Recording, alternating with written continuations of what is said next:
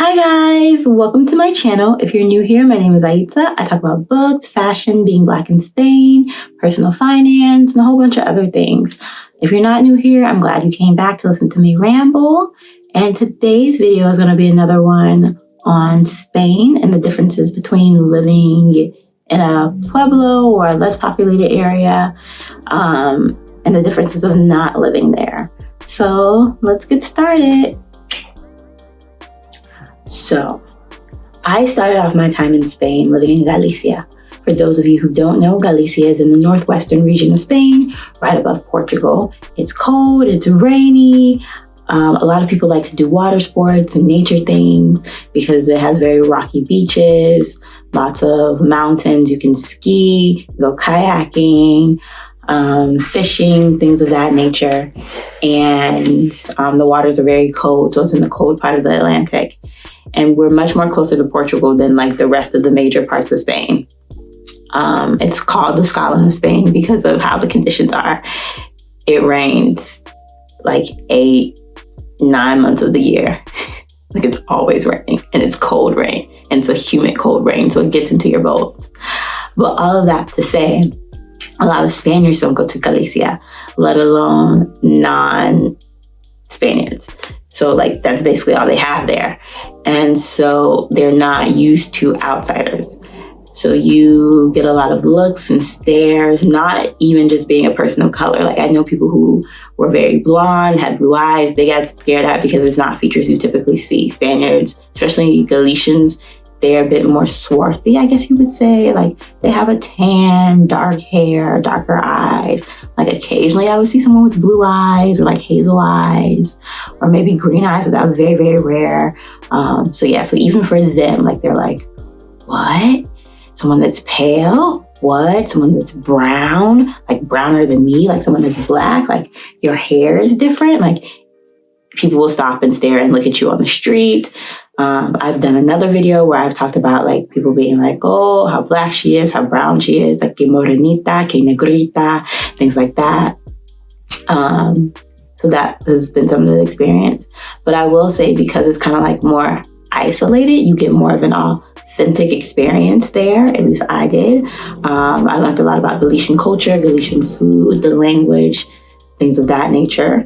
And you're kind of forced to learn Spanish because there's very little English speakers around. There are very little English speakers around. Yeah, that's correct grammar. So it was really, really nice. The cost of living is cheaper there, which is nice. You get more space, more bang for your buck. And I would say groceries are cheaper, but you have less variety. So if you have like alternative eating habits, like you're vegan or vegetarian or dairy free, stuff like that, it'll be a bit harder to find substitutes. Not that hard. Like I found like oat milk and almond milk and soy are very common, but finding replacements for like cheese and things, it's either hard to find, you have to find it at a specialty store, or it's going to cost you way more. So that's something to factor in. Like I tell people my groceries was always about €10 higher than the estimated budgets that I would find online because I used oat milk, I used dairy alternatives. Ice cream was another one, like lactose-free ice cream. When I wanted to have ice cream, that was like €1 or €2 more. So factoring in those things. In terms of like beauty products and stuff, it was kind of hard to find hair stuff, not too hard. Where I was, thankfully, had 2 black hair stores or hair stores that carry like products that I knew black people used. So it was a bit easier for me, but I know people in other places in rural areas where it was a bit more difficult. Makeup, the Sephora where I lived carried my makeup brand until like a shade dark enough for me until last summer, and then they stopped carrying it. And I was like, really guys? And I think I'm a MAC NW45, I think. That sounds right. I think I am. Yeah, so that's very like, what's going on here? Yeah, so that was annoying. And what else? I will say, like, there were a lot of questions about race that was asked to me because, once again, like, they're not used to foreigners. They're not used to non-Galicians. And so there was a lot of conversations about race and ethnicity. And then when they found out I was American, a lot of conversations about the US and Trump and Obama and voting and the perceived wealth that Americans carry. That was something that was very common, especially like I have an Apple Watch. I'm filming this on an iPhone. So conversations about that and like wealth and status and the cultural differences were a bit more prominent. And because English wasn't as common there, like there were more French speakers, more Portuguese speakers, even German is like a second language. Like the mechanics around like English and why there wasn't a lot of English and the whole conversation around that. On the flip side, being in a major city like Madrid, you can get by in Madrid without Spanish, but it would behoove you and it would improve your experience to know Spanish. So whereas before, like, you don't know Spanish, you're not getting anything done. Here, you can definitely get things done. There's like places where you can go where you know there will be English speakers, grocery stores, things like that. But the default is still Spanish. And if they hear your accent or if they hear that you're struggling, or they notice that you're with other English speakers, then they'll switch typically, especially if it's a place that has like a younger crowd, but it's not the default. English still isn't the default, but you're not going to flounder like you would somewhere else in a smaller area and things like that. I so far haven't had any conversations about what it's like to be Black, like, oh, you're Black. I haven't noticed people stopping and staring at me. I have gotten catcalled, which I mean you expect in a major city. I did get a few catcalls before, but I would say it's more like racialized, like going back to like talking about how Black she is, how dark she is, like comments of like, oh, like, you know, Black girls, I like you, chocolate queen, stuff like that. Like it's a racialization to the fetishization and the machismo. So that aspect is something that I really didn't experience living in a Pueblo, living in a smaller area. But again, like this is what happens in the city. I will say things are open later, or you're more likely to find things that are open on Sundays or open 24 hours, where in like a Pueblo or a small town or whatever, they very much respect like Sunday is a day of rest. There is nothing open. You're not getting anything done, except maybe if you want to eat out for dinner, you can wake up in the morning and go to like your panaderia, for like your bread or whatever, maybe a cute little cafe for a coffee, go to mass, that's it. So here, like the city is still moving and doing things, not like an American city. Like there's definitely still like a slowness and a calmness on Sundays, but definitely you can tell the difference of like things are still open. We're still getting it done. This is still a city. And that's nice if you decide like late at night, like, oh, I need to run to the grocery store really quick to get something out. Oh, like I want to make this dish, but I ran out of, I don't know, sugar, bacon, whatever you run out of when you're making. You have more of an opportunity to get that. And so that's one of the nice things about being in a city. I've also noticed that banks stay open later here. That in the town, sometimes the banks will close after 2, which is lunchtime. But the banks may close and they may open up again at like 4 something here, which is nice. So there's not like everything ends after lunch, which is a nice thing to have as an option, especially if you're working outside of the city and you don't always have the option to take off of work to go to the bank. So that's convenient. The access to public transportation, it's wider because it's a city, so you have more options. It runs later as well, which is nice. Like I had decent public transportation in my town with the bus. It kind of ran on schedule, I would say, for the most part. But here, the metros and the trains or whatever run like clockwork. There's one after the other. The same with the buses. And the fact that you have options, that you can take a bus, that you can take a regional train, that you can take the local metro, that you can take the long distance bus that takes you outside of the city center. Those are very nice options as well to have. Yes. And for food and grocery stores, oh, my neighbor is rocking out. It sounds nice. But for food and grocery stores, I definitely have more of the alternatives that we're looking for and more spices. I think one thing that you'll find anyone who comes from like Latin America, North America, and even like the UK, and even my friends who lived in like Asian countries, the one thing that we all complained about being in a small town was there were no variety of spices there. You're getting salt, pepper, maybe a little paprika, oregano, things like that, but things that have heat or just like good curries, soy sauces that are high quality, things that just add a punch to your food you're not really going to find outside of a big city. And so when you're thinking about the things that you make and how your diet will change, that's something to consider as well.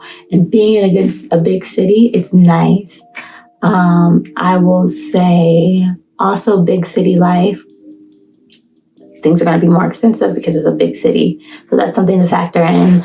So more money, smaller space. So if you want your bang to go for your buck, maybe pray that you end up in a smaller city, smaller town. But if not, like moving from my town to moving from where I am now, my rent increased, I think, by like 400%. I'm not even joking, guys. I'll put the exact number over here. But yeah, like my rent, what I paid for an entire 3-bedroom apartment, well, I paid with 2 other people for an entire 3-bedroom apartment and utilities and water and internet and all that stuff is cheaper than what I'm paying for a room in a 3-bedroom apartment with utilities and water and all that stuff. So just factor that in. I think my whatever it was before, my cost of living and utilities and stuff before, compared to what it is now in total, like the 3 of us split, it's 4 times as expensive. So I'm thinking about the number. So it's 4 times expensive. So about 400%, yeah. So there's that trade-off as well. But you also get more things. I said there's more diversity of people. So if you want to have a community that maybe looks like you, that has similar lived experiences, they're more likely to get your cultural references and things like that. That's a great part of living in a bigger city that I appreciate. And it's nice. There's like a sense of calmness of knowing like you're going to see people who kind of look like you. Maybe they might not relate to you, but they look like you. And they're not going to be asking you questions. And you're not going to be seeing the same 5-10 people who look like you every week or every day. So that's nice. Yeah. Okay. And before I forget, one really big important thing that relates. Oh no, my light is leaving. Okay, I'm going to lean forward, guys. But one thing that, or I'm going to lean back. Yeah, lean back. That works better. But one thing that is really important in terms of being in a big city versus being in a small city is travel, like domestic travel, foreign travel. It's going to be cheaper. Kind of like being in the States. If you're from the States, we use, for example, it's going to be cheaper traveling from one country to another versus traveling from city to city, Pueblo to Pueblo. But if you're not in a big city, even then it's going to be more expensive because you're going to see, is there an airport in this Pueblo or town or wherever I'm in? And if there's not, then you may have to take a bus or a train. So that's one leg of transportation. And then add another to get to the airport. Depending on how flights are looking, you may have a layover where you need to get a hostel or a hotel or Airbnb, things of that nature. Rather travel, and it adds on the cost. And it may be, if you're lucky enough to have an airport in your region, in your town or whatever, about the same cost as flying straight from there than it is to like take these other modes of transportation. But it also is a time eater. Time eater, that's not correct. But you guys know what I mean, right? It's it sucks your time out. It just sucks up so much of your time. Where before, for Christmas, when I would go to Germany, it's about a 3-hour flight from Germany to Madrid or Germany to Porto, which is in Portugal, which is where I would fly out of. And then from Madrid to Galicia, it's about a 5-hour train ride. 4.5 hour car ride if you wanted to like do ride sharing with someone, like blah blah car, if you guys know what that is. And if not, from Porto to Galicia, or where I was in Galicia, it was about 2.5 hours, but I had to switch buses. So they typically didn't line up, so I'd end up waiting like an hour or something. And if it was the weekend, because it's Sundays, things don't run as normal. And then there you go. So I may have left Germany or left my destination at, let's say, 9 a.m. I wouldn't get back home till about 9 p.m. Like, it would be a journey, as opposed to now, Madrid, I go, it's 3 hours, I get on the metro, boom, bam, we're done. That's so much of my day freed up. It gives me more flight options, cheaper flight options, and I'm not worried about, I have to stay here overnight to get a hotel or a hostel or something because the last bus left, or it's full, or because they're not running, like the Sunday schedule has changed. So that's another like advantage to living in a city. Granted, everyone won't be living in a city if you're doing the teaching program, but if you're looking for work and stuff in Europe, if you've been able to find a job here, and you're thinking about where I want to live, keep that in mind. Like, maybe you don't want to live in the city center, but even being like on the outskirts but closer to one of the major cities would be advantageous to you. And that's all I can think about, guys. If you want more questions or content around life in Spain, living in a city versus living in a pueblo, do let me know. Leave your thoughts below. I'm happy to answer all of them. And I hope this was informative. Be sure to like, comment, subscribe, bell notifications, that's the thing. And follow me on all my socials, Instagram, Twitter.